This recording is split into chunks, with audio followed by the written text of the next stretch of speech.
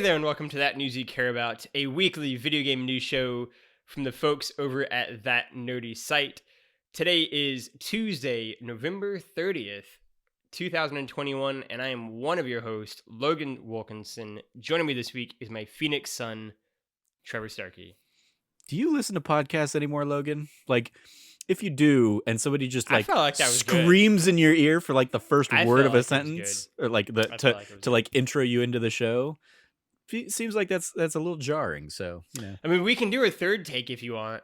I'm more than happy to cut it again and do. We can keep going. It'll be fine. It's just something to keep in mind is like maybe don't always punch the first bit of the podcast so much. We don't have like an intro theme that like eases people into the show or anything like that. It's just hey there is the first thing people hear, and it's allowed. I thought it was good. I thought that was a good take. I felt good about that one. Yeah, like we said, this is That News You Care About, your weekly video game news show from That Nerdy Site. Me and Trevor are here to sit down and talk on this week's episode all about basically the games that we are looking forward to playing over the last month of the year here, kind of the game of the year wrap-up of games for the most part. That might bleed a little bit into early January, depending on everything. I thought this was, when the minute you said it, Trevor, like, that's a great podcast idea. I am very excited to talk about the games I'm looking forward to. I have no idea really what you're looking for. That's what's kind of fun about it too. Like, I don't really know what you're going to do, and I don't really know if you're going to know what I'm going to shout out. Mm-hmm. So I will throw it to you first, Trevor. What are some of the games that you were kind of circling for December here? Yeah, so I mean, I largely kind of landed on this topic because I've been looking through. So I've been kind of all year long. I use the GG app. For those that don't know, that. I should commit to it.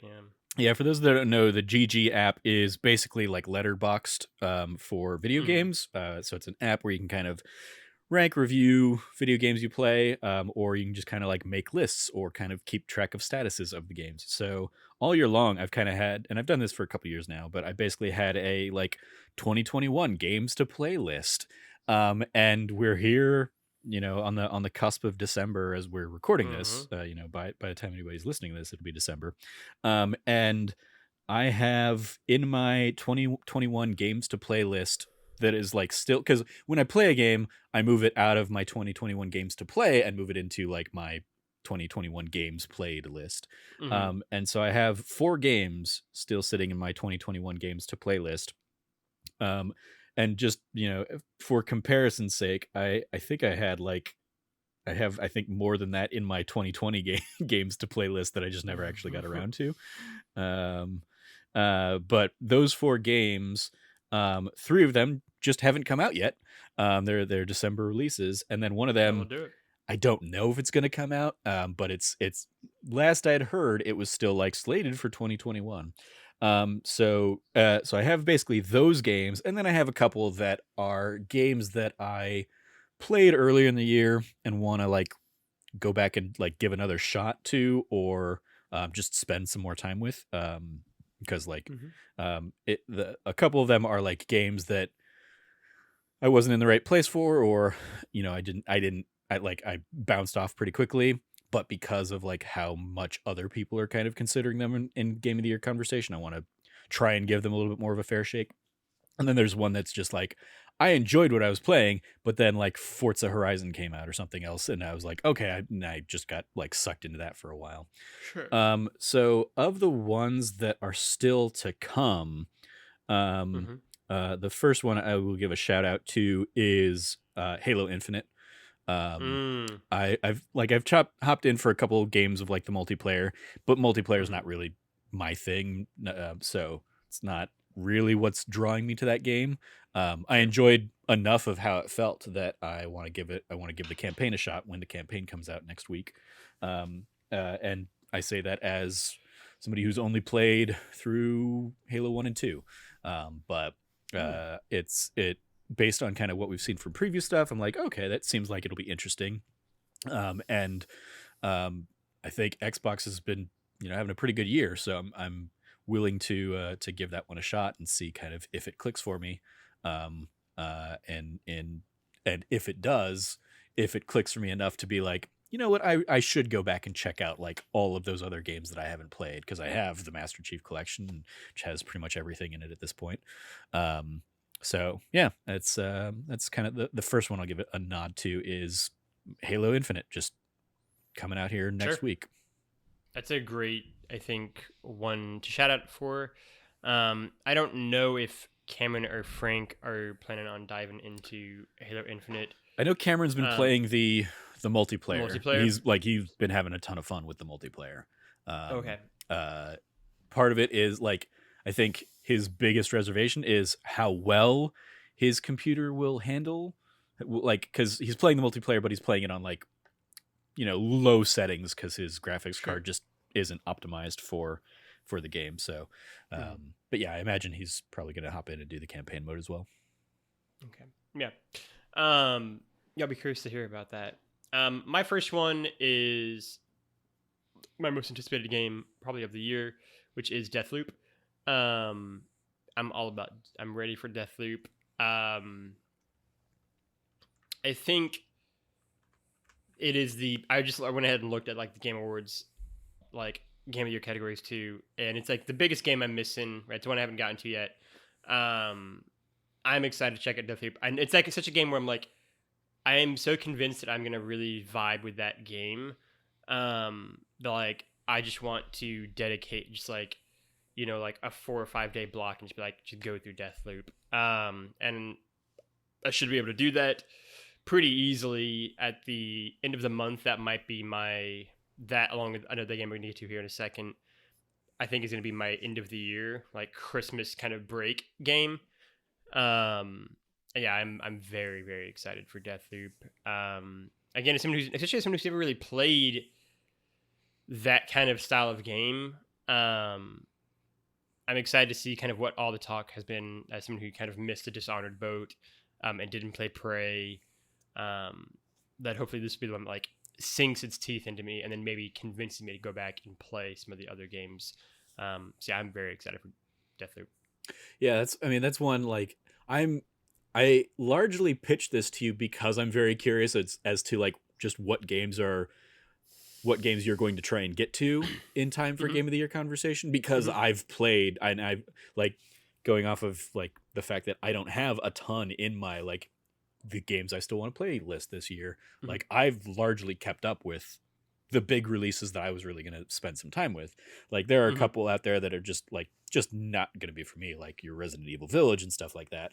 Sure. But like Deathloop, I spent some time with. I imagine a couple other your games that will come around to are games that I've already put the time into and spent the time on. So, so yeah, I will be curious as somebody who like, played these games a few months ago, because I know Frank also is basically just getting Deathloop now. Like he had it on order last time I talked to him for one of our podcasts. Okay. So it's basically like, en route to his house or whatever. And so he's going to be hopping in too now here at the end of the year, compared to like Frank Cameron and I basically played that game when it came out. That's an interesting one because it's a game that I played and beat and then have not like did not Thought like about. touch. Like I've thought about it occasionally, but it's the thing I think about when I think about it is how little I've thought about it is the weird thing. It's like, I was right. Like, yeah, I played Deathloop and I beat Deathloop and then like did not go back and like replay or try and like do other things in Deathloop.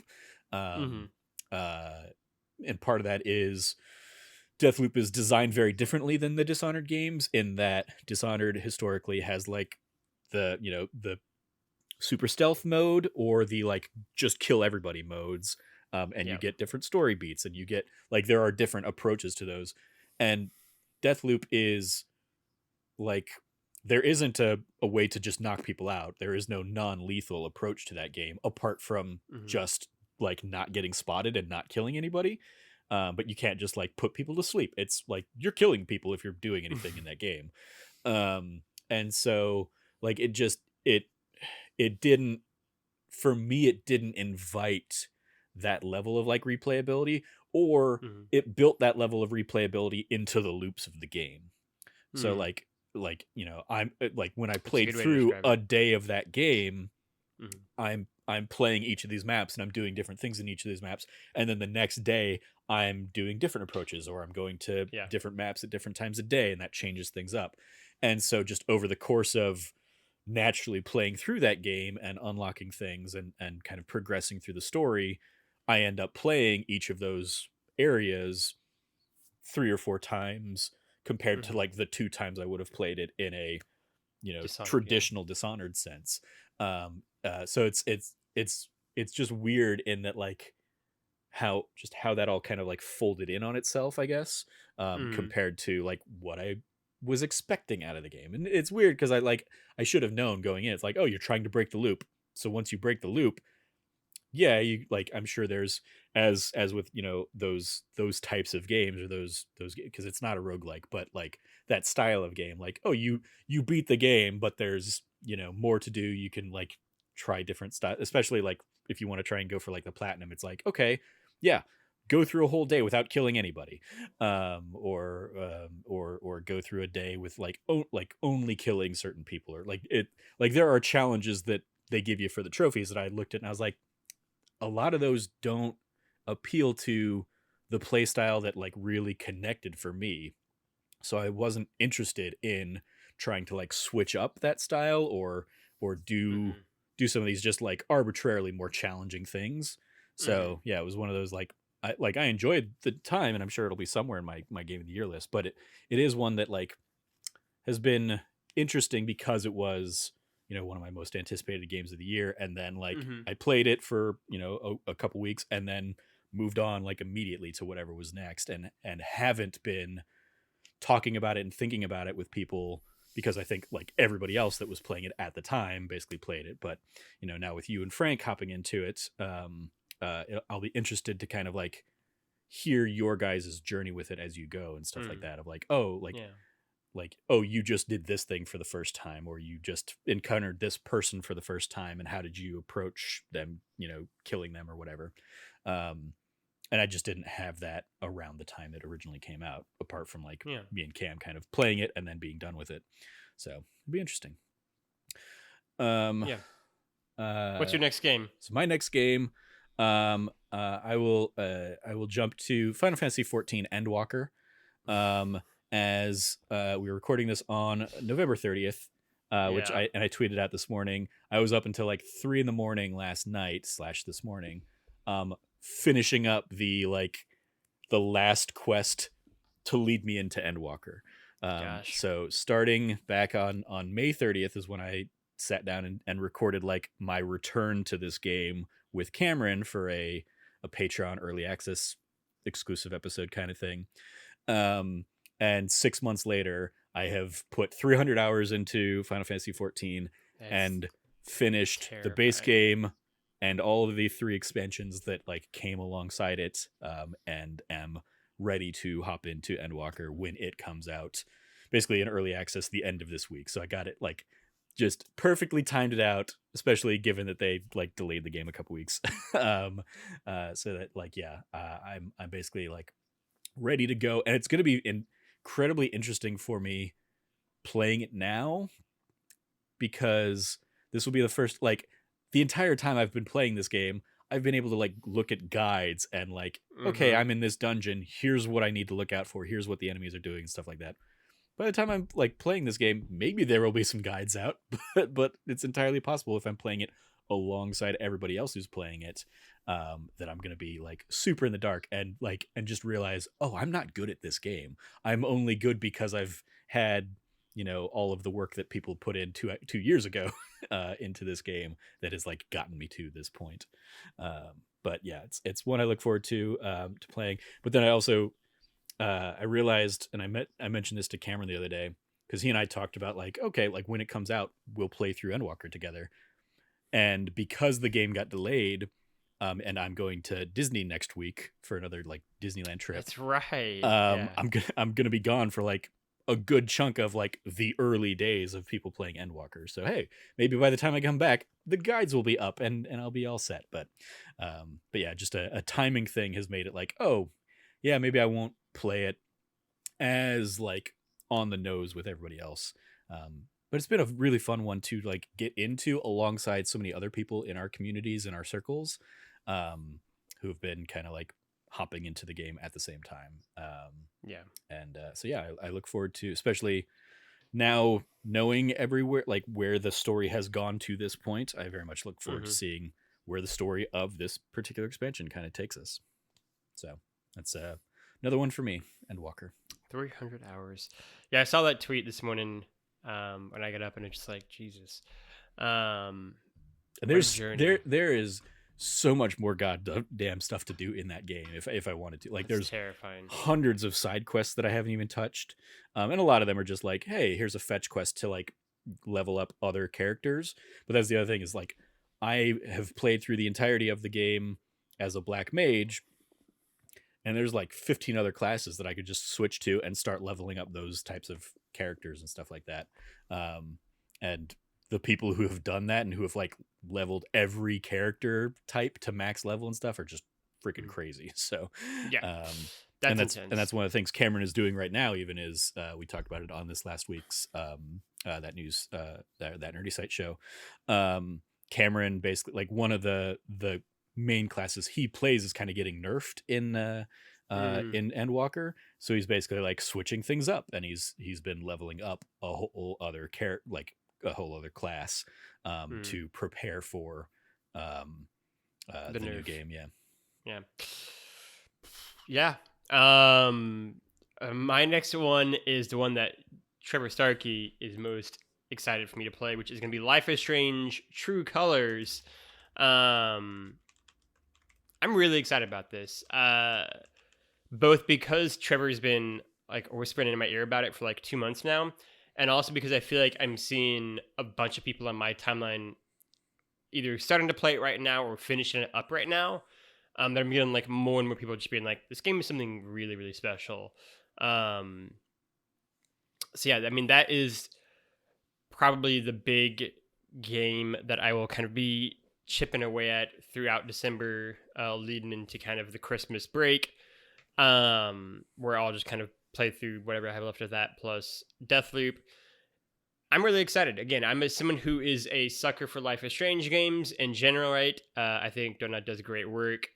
And then I think the way that this game seems to have resonated with so many different people, and the characters in this game, both from the protagonist down, really seem to have all kind of drawn so many people to their stories. It has me really eager and really excited to see what this game is about. And maybe I won't like it, right? Like, it's totally possible, I guess, that I won't be for me. But I think it's far more likely that I just fall really in love with this game. And, you know, I have an affinity for playing Life is Strange games at the end of the year, and just kind of plowing through them.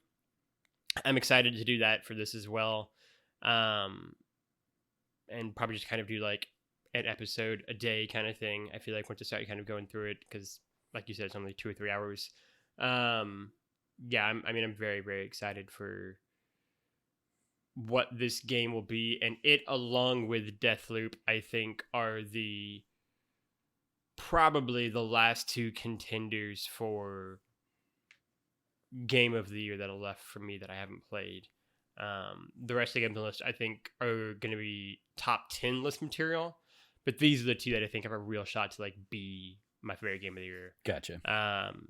And so yeah, I'm very, very excited, especially if it like hits the way that Life is Strange Season 1 did. This really can do something. Yeah, I just want to clarify. This is a Deck 9 Life is Strange, not a Don't Nod one. For one You're thing.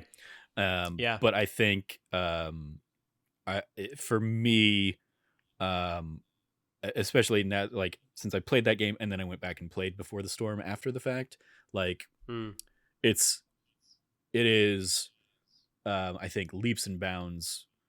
Like, they took a lot of lessons learned from Before the Storm, I think, in making this one, as well as I think they took and saw kind of what really worked about the Don't Nod ones, in some very interesting ways. And I mean, just like beyond all that, like they finally are like using a new engine kind of thing. So game looks beautiful. Character models are like Mm. infinitely better looking than going back to to those other Life is Strange games. Um, and yeah, I really enjoyed True Colors, and I'm absolutely very much excited for you to sit down and play it. At the same time, I hope that like my gushing of it and other people's gushing of it hasn't set it like for unreachable expectations and Talladega stuff. ignited it. Yeah. So if it has, oops, sorry, but should have played it 2 months ago when I couldn't have done that for you. Yeah, I mean, I'm not too worried ultimately that that will be the case, right? I mean, I think it being a Life is Strange game is enough for me to be like, yeah, I'm gonna love it, right? And Mhm. if I don't, I'll be surprised. It's also one. I think I've talked with you about this before, but it was probably off mic or something. But like when I've heard other people talk about the game, Mm-hmm. they're whether they like it or not seems to be largely connected by like the endings they get, and by like how much they Mm. like the ending and how much Sure. like how much they end up connecting with the characters in the ending of the game, and like if they got an ending that like they really didn't like, it very much seems to color their overall like experience with the game of like I hated my ending and that's why I didn't like these other things. And when they talked about their ending, I was like, oh, you got that ending because you didn't do this and this kinds of things. Similarly, like to I mean it's very much in the same kind of camp of like Emily is Away 3, which Mm-hmm. of course a bunch of us liked earlier this year, where it's like if you get you know it's very easy to get a quote unquote bad ending in that game, and that might have a significant impact on like how you walk away from that game. And True Colors is very much the same kind of thing. Yeah. So yeah, be interesting to hear your thoughts as you finally sit down with it. I'm it's one that like I didn't include kind of in this conversation, but I'm going to be very tempted to go back and just like replay it before year Mm. end just to have it like fresh in my mind. In your mind for the And conversation. and also in particular like since because I played it on PS5, but I also have the PS4 version of the game, so I can just play that and get another platinum trophy for it Double up. as I like go through and replay it, as well as like I can go and play it now with different choices, because that's something I know that's something like you do not do. Like Mm-hmm. you play Yep. a game and that is your canon playthrough. But Yep. I'm often fascinated by how those different choices can play out. It'll be like, yeah, my original playthrough is like probably my canon playthrough, but Yeah. I will be very curious to see how like if I make the big swings the other way, how drastically does that change the story, as you get in those kinds of games. So It's a great point to bring up. It's really interesting, not to get too derailed into this, but I find it really interesting. So I'm going to talk about it. Yeah, it's really interesting that idea, right? Because like something like Jack and Dexter, I'll play a dozen times and it won't bother me, right? And kind of each new playthrough, I'll like discover new things. But very much for those kind of choose an adventure, like color in the space here games, whether it's Walking Dead or any Telltale game or any Life is Strange game, it very much is this thing of yeah, that was my playthrough. And I think for me, there's an element of when I play video games, the parts of it that I typically enjoy the least are when I'm reminded this is a video game, right? And so for me, inevitably, when I play through that kind of a game again, it almost feels a little bit like being in the Wizard of Oz and seeing the wizard behind the curtain, mhm. right? Like I can see the fact that like these are like things that piece in together like that. Yeah. And it takes me out of the experience more. As And also because in a lot of those games, I make these really strong emotional connections, and it's like that's how it goes, and I don't want to like get a second crack at it. That's for better or worse, that's what happened, and that's what I have to live with, kind of thing. Yeah, and a lot of times these kinds of games, I mean these ones in particular, but like the Telltale ones, of course, did this, will show you like the road less traveled as well, Yeah, because that's a they'll great at the point. end of the chapter it'll be like you chose to do this along Yeah, with like 60% of your friends or whatever, that's a um, really good point. and the like the the most grandiose version of that, I would say, is probably like the Detroit Become Human, where it's like, okay, you Until see Dawn's really the good map too, of all yeah. those choices that you made, and you see like all of those choices you didn't make, and like how they branch out and all that stuff. And that's there if you want to go and explore those paths and see what what those other choices might have led to. But in a game like this, where it is like, you did this or you did this, or in the case of like A Life is Strange, a lot of times there'll be like a, you did this or you did this, or you didn't even encounter that choice, because you didn't go talk to the right person or something like that. You still see in that kind of chapter wrap up of like, oh, okay, I could have done that, Or spoken to this person. yeah, Or that gone, thing, seen that person, made that other choice or something like that. So you That's can a good you point. can kind of play that like, what if I had done that in your head, that we all do kind of in our general lives, of like, what if I had said this differently or something like that.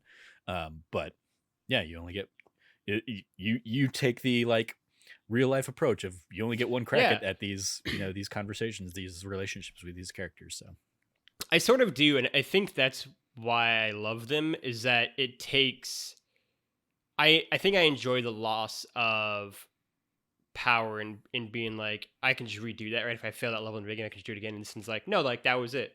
That was strange. Which is why, again, going to Life is Strange season 1, the finale of the second episode, I think, was so emotionally powerful, is because it literally takes away your power to like rewind if you get it wrong. yeah.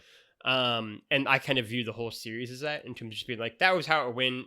And would I do things differently?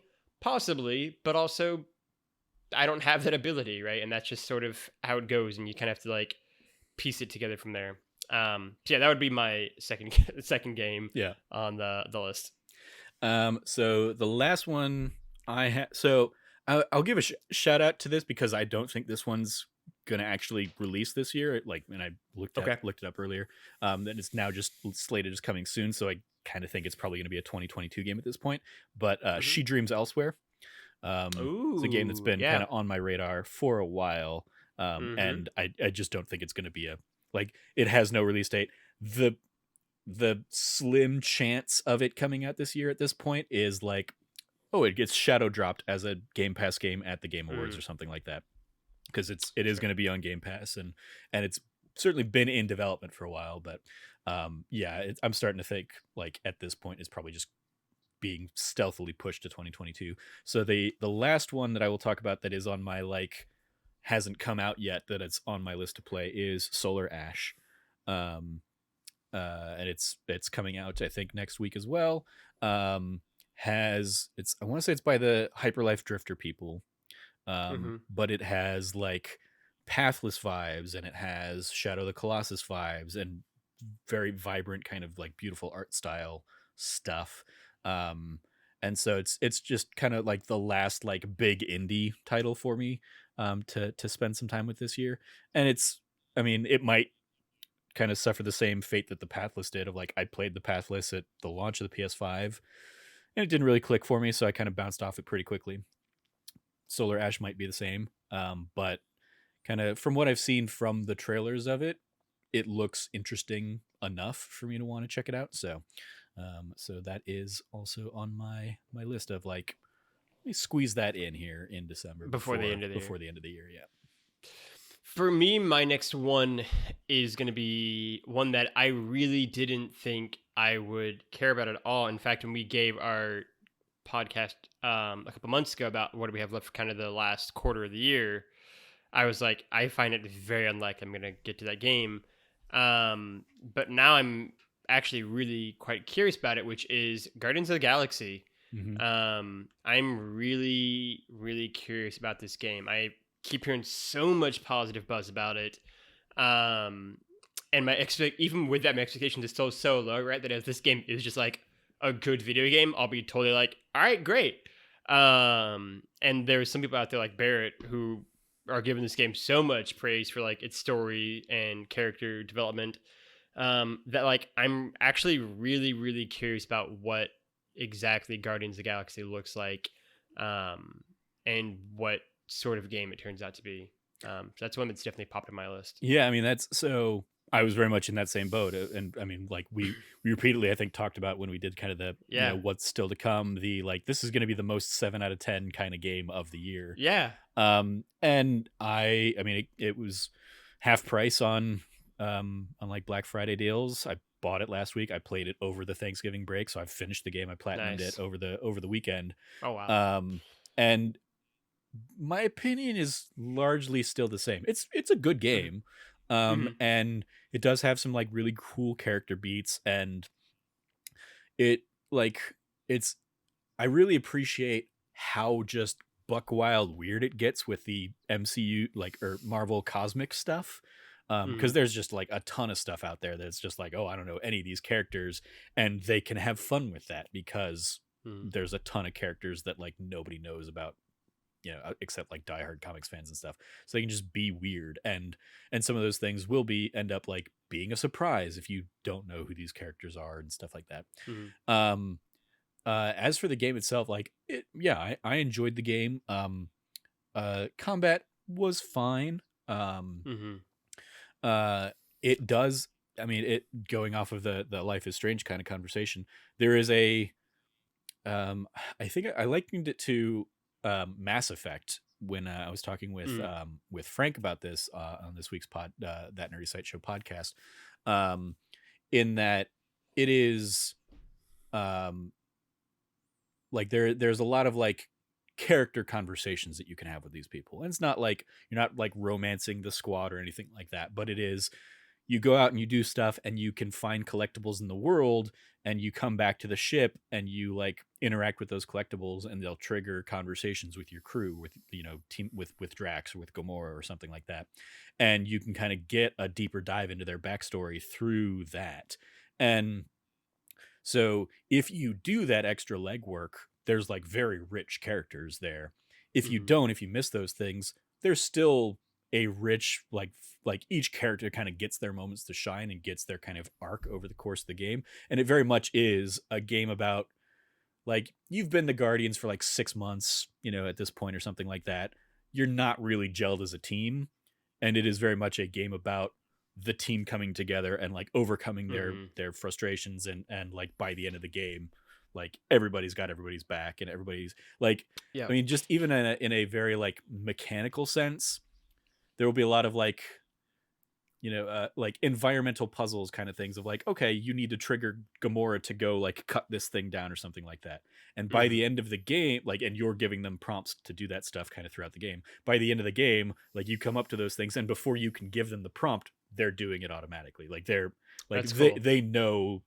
And that's just kind of like a very mechanical like, oh, the team is together, the team is like in sync Mhm. now. And so it's a really good game from that perspective, like building out that Mhm. squad over the course of a 12-hour game, I think. um uh there are elements of the like the gameplay that get a little bit repetitive to me, or that just don't feel as fleshed out as they could have. So yeah, like at the end of the day, I basically said like it's a good game. I mean, my opinion did not change, but it didn't really reach like the heights of greatness. Mhm. It I get why people were surprised by it, because it does have like a lot of like hidden stuff underneath the surface that like those handful of trailers we were getting didn't really showcase, and it is in those characters, in the relationships between the characters, and the story that's being told. But um but yeah, the gameplay itself was kind of like it didn't do a ton for me. But it also has those choose your own adventure kind of elements of like, okay, Mhm. Rocket has a plan and Gamora has a plan, or yeah, Rocket has a plan, Drax has a plan, Groot has a plan. Whose do you want to go with?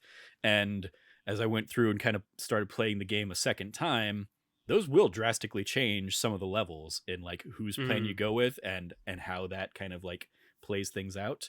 Um and especially by like the game's end, if you made alliances with the right people, you'll be able to kind of skip past like entire fights, because like That's cool. people will come in and they will just like wreck shop, and you just be like, thanks. And you can just Mhm. kind of like, there was one in particular that I encountered that was like, they had like a big old cutscene cinematic of like wave after wave after wave of enemies kind of like coming in, and then this person that I helped out like came in and just like zapped them all away, and suddenly like the path is cleared, and I'm just like, cool, I did not have to fight those 50 some odd people. Excellent. Yeah. So yeah, there's definitely like elements to that component, and that, like, you know, what you put into the game will kind of affect what you get out of it. Yeah. So it'll definitely, I'll be very curious to see kind of what you think about it. Hmm. In that vein, like, yeah, I'm glad I played it. But it definitely Yeah. wasn't like a waste of my time. But it didn't, like, I feel like the surprise that everybody had of like, oh, this is actually a quite competent game, is pretty much how I ended up feeling. Like, I saw very little of like, oh my god, this is like a game of the year contender. Hmm. In the responses to it, it was just like, oh, like, we weren't expecting anything from this, and it Sure. delivered beyond that. Yeah. So yeah, I'll be curious to see kind of where you end up taking it. And yeah, I mean, like, the fact that like I waited a month and was able to get that game half price, I was like, yep, that sounds about right Yeah. for for these Yeah. kinds of games here at the end of the year. So yeah, let me know as you play it what you think about it. So I've got 3 more on my list. I'm gonna kind of lump 2 of them together here.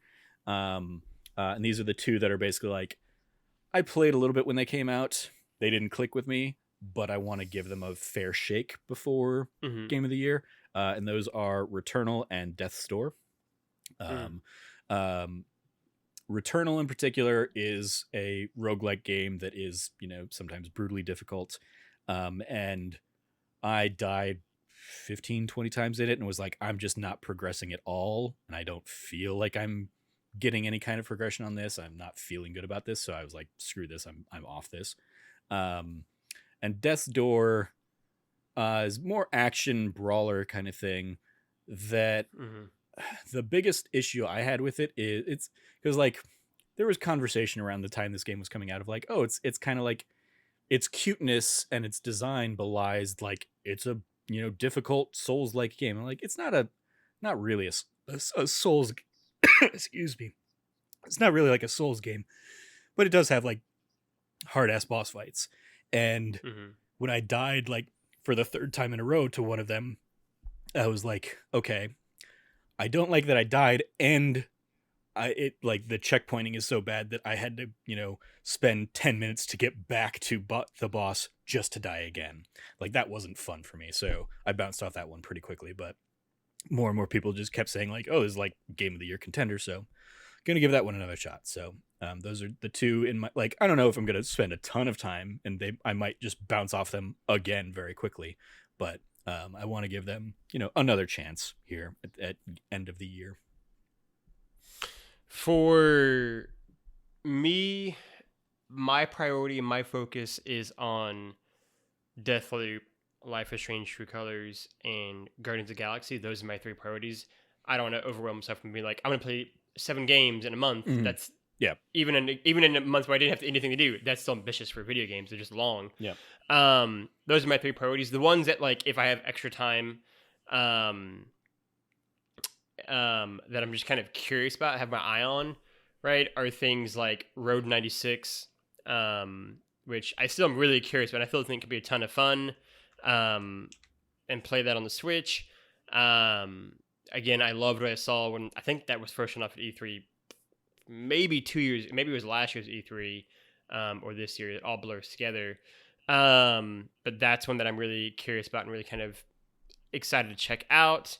Another one that I'm really curious about is Call of the Sea, and just seeing, again, depending on how much time I have, kind of checking out that game a little bit. Maybe not finishing either one of the games, but just kind of diving in and being like, what does this feel like? What is this all about? And those are kind of those 2 games. And then another one that, again, I really want to play that I just simply can't is Lake, that I'll give a shout out to. It's I checked 4 different times on this podcast. I keep saying like, come into Switch and PlayStation soon. Maybe I'll get lucky and they'll just announce it before the end of the year and I can just play this game. But that's the other one that, if this is out on either Switch or PS4, or if you're able to play on a fucking Mac, I would already have played it because I technically I own this game. I just can't play it. And so that's the other one that I also want to give a shout out to because I would have otherwise already played that game. Yeah. So those are kind of my 3 honorable mentions. Yeah. The last one I have is Moonglow Bay. That's one I talked about when we did our like games we're like still excited for kind of by year end. And it came to Game Pass and I hopped in, did a Let's Play of it and played a little bit past that Let's Play. Really enjoyed what I played of it, but it came out just, when a whole bunch of other things were hitting. And so it's one that I just want to get back to and play more of because it very much feels like my kind of game. It is. Yeah. It's like the easiest way I've described it to people is like it's like Stardew Valley, but instead of like farming, you're fishing. Which friend of the site Joey Noel from Kind of Funny, she loves Stardew Valley, but she notoriously hates fishing games. Like she hates any fishing mini game. Basically, she just like they just never click for her. I was like, it's a really simple fishing mini game, so you might get pet. And she's like, no, I tried it. I bounced off it in 20 minutes or something like that. I was like, fair enough. But yeah, I'm enjoying it. And so that's just one I want to put some more time into. So like in kind of the ranking, the hierarchy of things for me, it's put some time into or like Endwalkers. Like that's the one I intend to play before year end.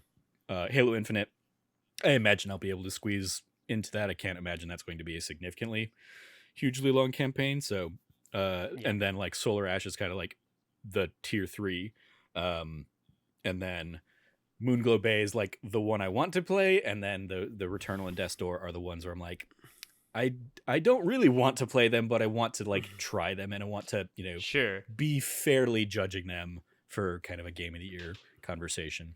But then I'll like even both of those I'm like, I don't really have to worry about them too much because I don't think anybody else from the site played them, so they're not gonna like they're not gonna fare in the overall site's kind of the game of the year conversation. So it's just, hey, these games didn't vibe for me. Without those, I have at least somebody asked me at one a couple weeks ago, like, what's your top 10 looking like? I was like, here's 13. I haven't ranked them, but like here's 13 that I could easily see in that list. So like at best, I imagine like those ones that I had that initial frustration with, either something will click and they'll like, shoot up the charts, or they might make a top 20 that I usually do. But, it's entirely fine if they don't, because they'll get plenty of love from other people. 100%. I think those are a great list of games that we are excited to check out for the last month of the year here, and maybe early January as well. Trevor, you have got a really good shout out this week. It is a great article. I was like really riveted reading this at the end of my day today. There you go. What is your shout out? Yeah, so I saw this or saw somebody tweet this basically earlier on like, hey, you remember, like they basically tweeted it with the quote of like, hey, so and so, remember when we had to use subtitles to watch Tenet? We're not alone. And they were linking to this article, and the article is called "Here's Why Movie Dialogue Has Gotten More Difficult to Understand and 3 Ways to Fix It."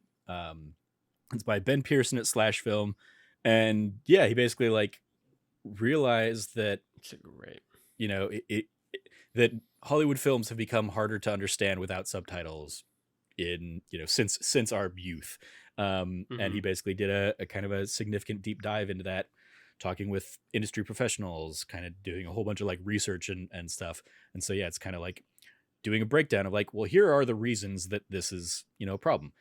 In some cases it is. Christopher Nolan is kind of doing it antagonistically with the, with the audience of like, he's making a very deliberate choice to not be clear dialogue for, for the audience.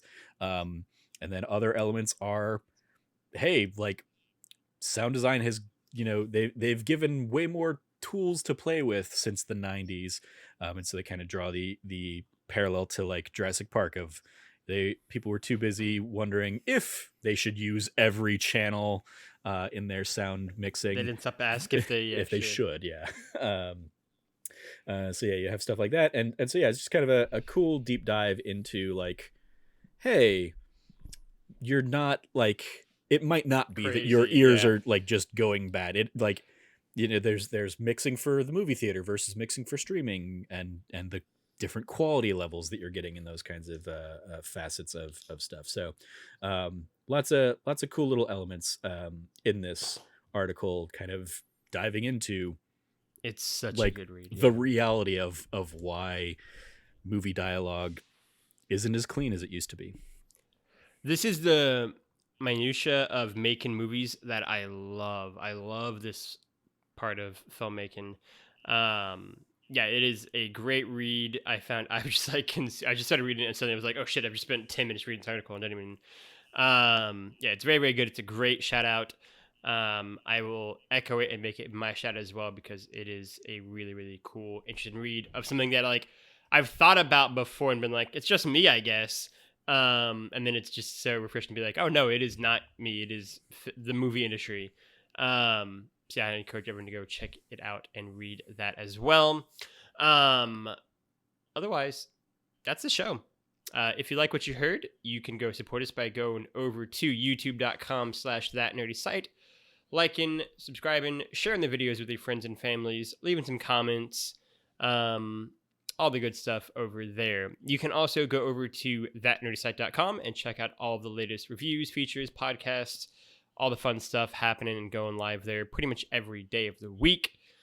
You can also go to your podcast server of your choice and rate and review us on iTunes, like and subscribe there, share with your friends, leave some 5-star reviews, and help bump us up in the iTunes rankings. Again, our goal is to be in the top 300, whatever I said, of the Australian charts.